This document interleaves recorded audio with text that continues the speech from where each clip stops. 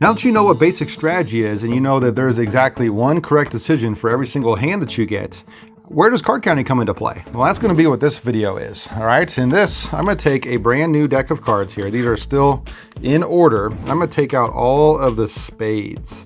All right, all the spades, because it's best to kind of break this down into one suit like this, because that's how we can get the different values for our cards we're going to have. Every single card in this suit, 2 through ace, is going to be assigned a value. Starting with my low cards, which are going to be my 2, 3, 4, 5, and 6. Those are going to be assigned a value of +1. All right, my neutral cards, 7, 8, and 9 are going to be assigned a value of 0. And that means that my high cards, 10, jack, queen, king, and ace, are going to be assigned a value of -1.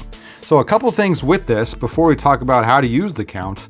This is what's called a balanced count, and particularly we use this in the system called high-low card counting. There are other systems out there like KO and some different things like that, which also work, right? But high-low kind of takes the accuracy mixed with the skill needed, and it balances those two things out. So it's not super easy, but at the same time, it's not super complex either. And you can put those things together and get a very effective card counting system. And that's what most card counters tend to use, is this high-low system. So this is also known as what's called a balanced count, meaning that my low cards worth +1 and my high cards worth -1 cancel each other out. There's 5 of each, 5 and 5, 5 +1s and 5 -1s cancel to get 0. And these are also worth 0, my neutrals. So together, all 13 of these cards equal 0 if I were to add them up. We can do a few things with that. First off, this is one of the easiest drills that you can do, is if you take the cards and you give them a nice little mix up here. All right, hopefully those are nice and mixed up. Then if I cut it real quick, if I take out one random card, doesn't matter, let's go this one. All right, if I take out one card, I can count through these and figure out if this is a high, a low, or a neutral card that's left over based off of the count from before. Remember, my low cards are worth +1, my high cards are worth -1, and my neutral cards are worth 0. So let's do that. Let's count through this. Here we have -1, and I'm going to keep a running total, also known as a running count, as I go. So this is a -1. This is another -1, so now I'm at -2. All right, still -2, that's a neutral card. -3, still -3, still -3, all my neutral cards came out there. This is a low card, so it's gonna be worth +1. So if I was at -3, now I'm at -2, -3 again, another high card, -2, -1, 0, and back to -1, which means that this, since this is all -1, I need this to be worth +1, which is a low card. And there it is a 3.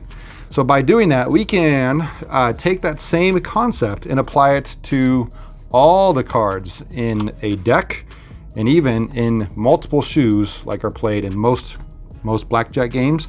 This is a 6-deck game. All right, the way that we can do that is there's 2 things that you need to know. One, we're going to keep the count like this with our running count.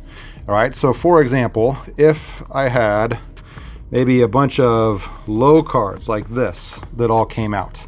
All right, as I'm counting those, in fact, we count from the beginning. So if this represented the first round of play between all the players, this would be 1, 2, 3, 4, 5, 6, 7. 7 low cards like that, they get thrown into the discard tray. Okay. However, because this is a 6-deck shoe, which most games are 6-deck, right? There's some double deck, some 8-deck, but I'd say the majority of games are probably 6-deck shoes. You can always ask the dealer if you're not sure which type of game it is.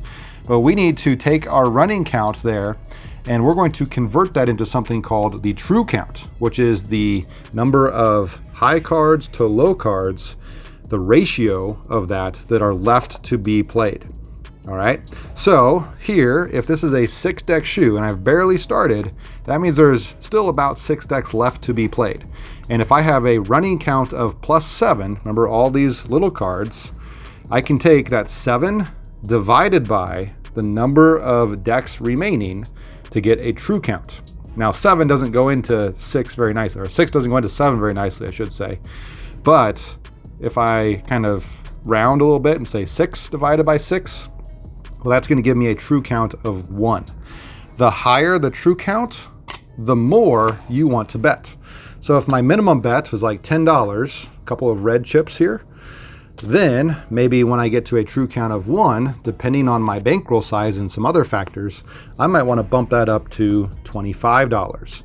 And that way I know that if there's more high cards left to be played, that's more beneficial to me as the player, and I can use the count to help with that.